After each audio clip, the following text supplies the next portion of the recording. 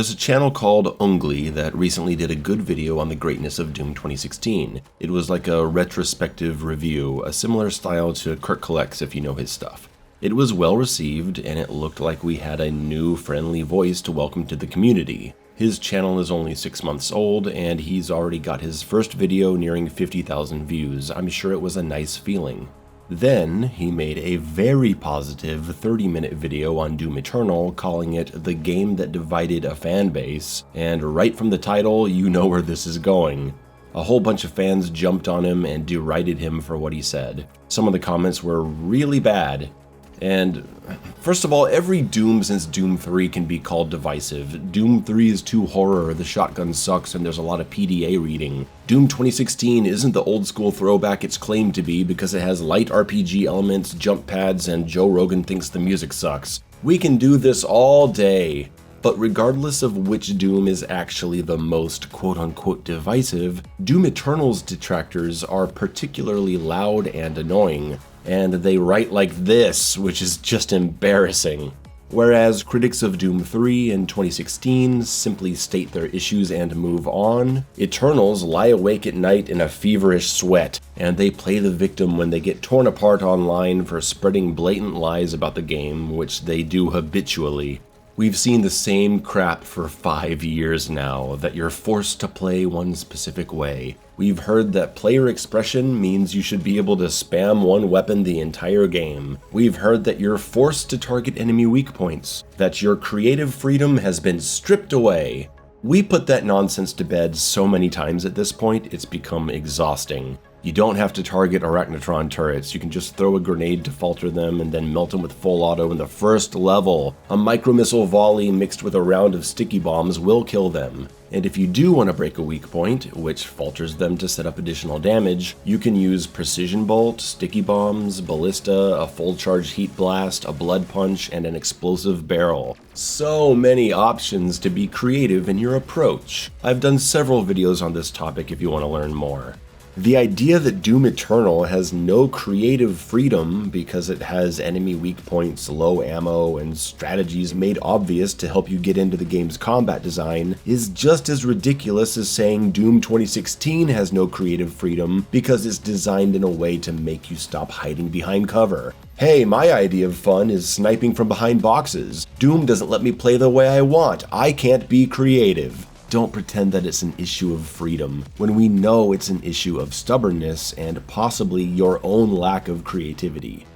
This leads us back to the topic at hand, where we have yet another video bringing up the BS drama of player creativity. And after 5 years of dealing with shrieking morons and liars, people are understandably sensitive to it. And they're not used to dealing with this common and unfortunately misinformed criticism coming from a good place. That's the difference here. People get so wrapped up in defending the game from a bad point of criticism that they have lumped in someone who loves the game with all the people who shit on it. Instead of calmly addressing one point in his 30-minute video lavishing the game with praise, they've taken someone who is their ally and raked them across the coals for their mistake. And it makes people not want to talk about Doom anymore when they're gonna feel like they're walking on eggshells. People take that Mick Gordon quote about Doom fans burning your house down if they don't like what you do as some kind of compliment. It's not. You shouldn't be like that no matter how passionate you are. And I don't even think that Ungly, this content creator, necessarily believes what he himself is saying in the part of the video people are crucifying him over. He talks about how the game takes away your creative freedom and makes you kill things in one specific way, while he's showing video footage of him killing things in a variety of ways. There's some major dissonance going on here, and it makes me think he probably just absorbed so much of what bad critics have said over the years that he ended up repeating it without thinking about if it's actually accurate. And that's okay, it's a mistake, it's his first year. God knows I wish I could redo some of my videos from 2020, and I've come to know plenty of Doom Eternal fans that initially believed what other people said about the game until they played it themselves and saw they were wrong.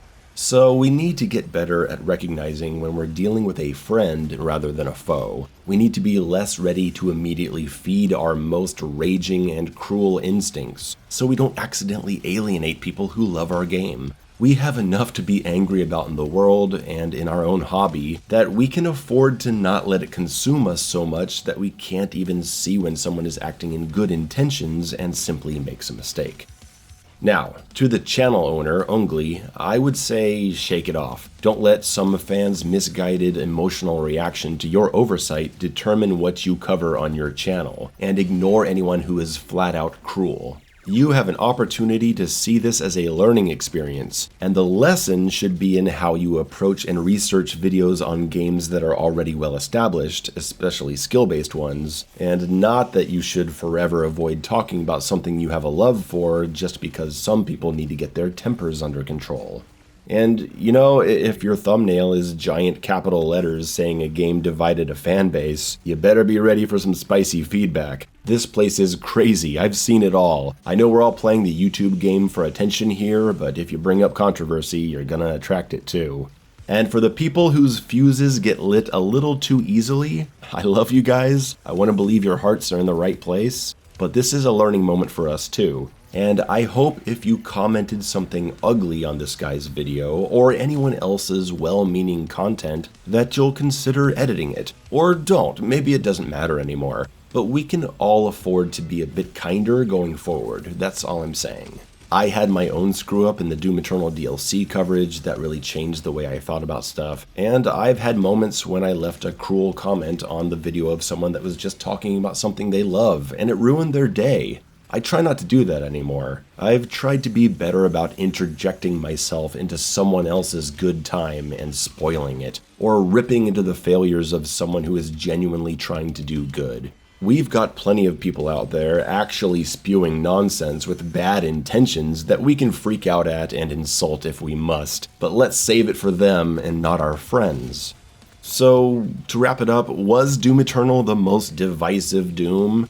I don't know, man. Does it even matter at this point? Doom Eternal was released to massive critical praise and fan enthusiasm, and great sales. It still breaks the top 25 every time it goes on sale. It created a passionate community much larger than 2016's, with tech channels, strategy channels, meme channels, podcasts, analysis videos, speedrunners and streamers, and regular events with the studio interacting with the community. We had 2 full years of interviews with people in the community on the Doom Eternal podcast. It was a game that sparked a lot of discussion about game design and player accountability that continues to this day. It influenced a wave of movement and resource-based first-person shooters like Shadow Warrior 3, Deadlink, Turbo Overkill, and Postal Brain Damaged. I think Doom Eternal is going to be just fine, despite the people that cried about being able to stagger cacodemons with sticky bombs.